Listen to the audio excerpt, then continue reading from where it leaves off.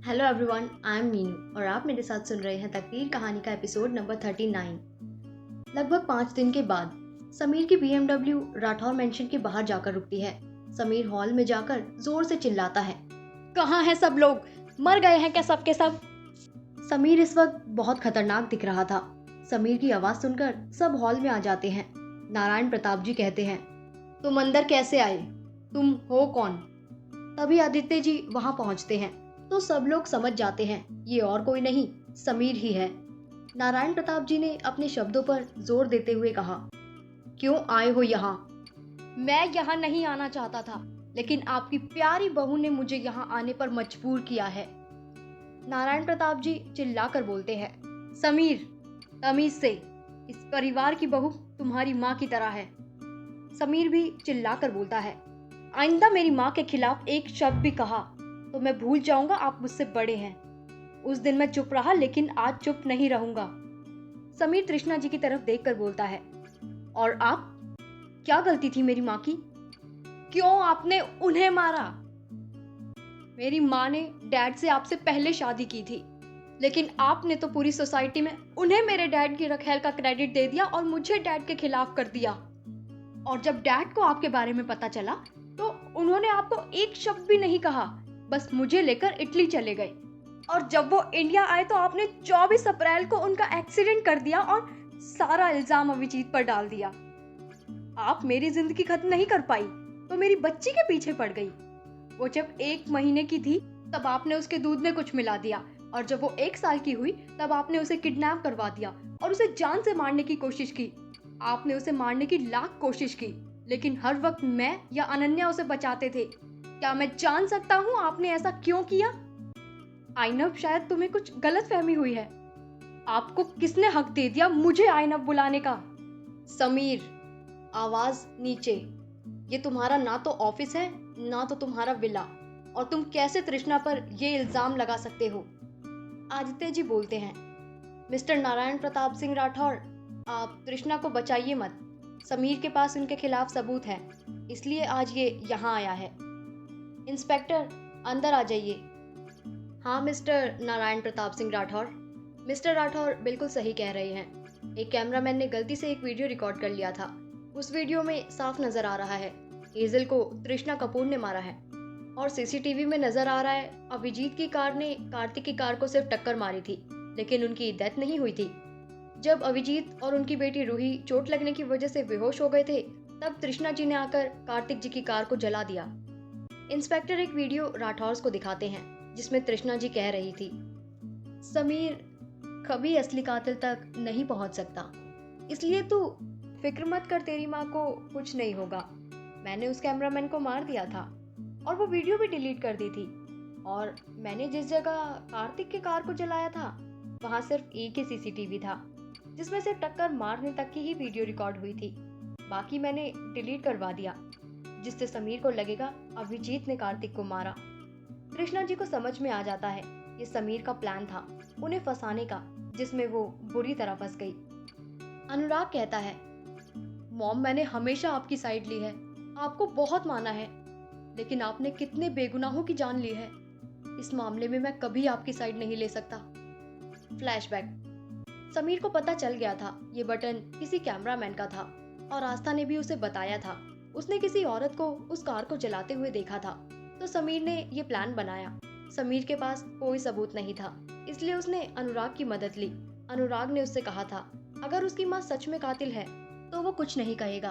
अगर समीर झूठा साबित हो जाता है तो समीर को अपनी सारी प्रॉपर्टी नारायण प्रताप को देनी होगी। समीर भी अनुराग की बात मान जाता है। Flashback and. उस दिन के बाद पूरा राठौर परिवार एक हो गया था। नारायण प्रताप ने भी अपनी गलती मान ली थी। समीर ने भी उन्हें माफ कर दिया था। अनुराग और अभिमन्यु को भी अपना हमसफर मिल गया था। आदित्य जी ने अभिजीत और आस्था से माफी मांगी। समीर भी दुनिया के सामने आ गया था। समीर पर फिदा हुए सारे लड़कियों के दिल तोड़कर समीर ने फाइनली आस्था से शादी कर ली। हेजल अभी अभी स्कूल से आई थी। वो दौड़कर समीर के रूम में जाती है। मम्मा, मैं आ गई। आस्था आकर उसे गोद में उठा लेती है। आ गई मेरी बच्ची? हाँ मम्मा, लेकिन आप मुझे बताओ आपने आज सपने में क्या देखा? हेजल, आप क्यों पिछले 10 दिन से एक ही बात पूछ रही हो?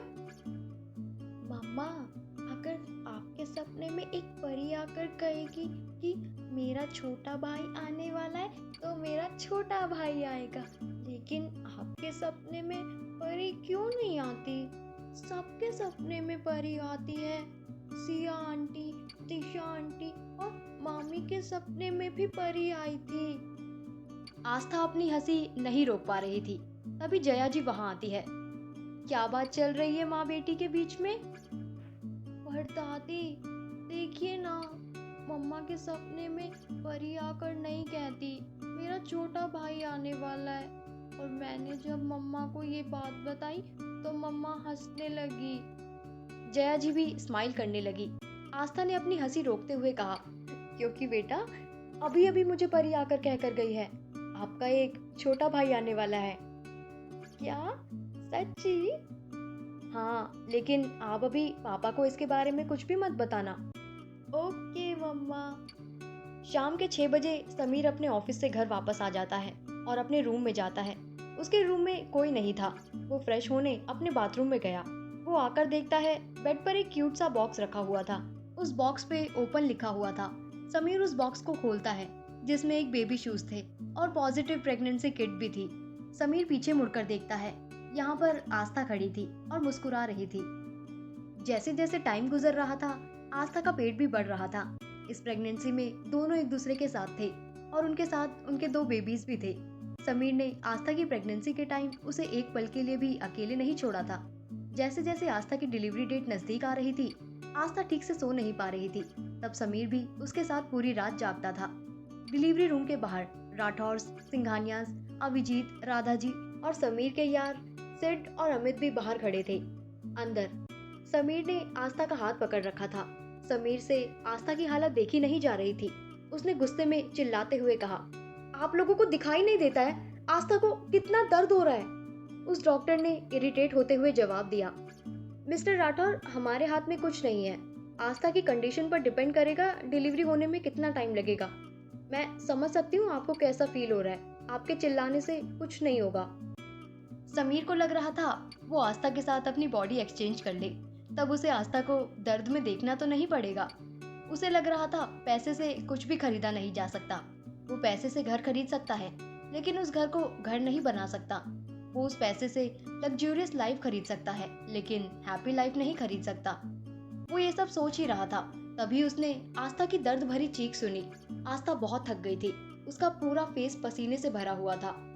कॉन्ग्रेचुलेशन मिस्टर राठौर, आपको बेटा हुआ है।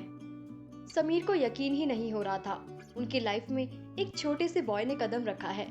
आस्था का भी वैसा ही हाल था। उसे भी यकीन नहीं हो रहा था उसने फिर से एक नई जिंदगी को जन्म दिया है। समीर ने आस्था के फोरहेड पर किस करते हुए कहा, कॉन्ग्रेचुलेशन आस्था। तुम्हें भी कॉन्ग्रेचुलेशन। नर्स ने बच्चे को साफ करके समीर के हाथों में दे दिया।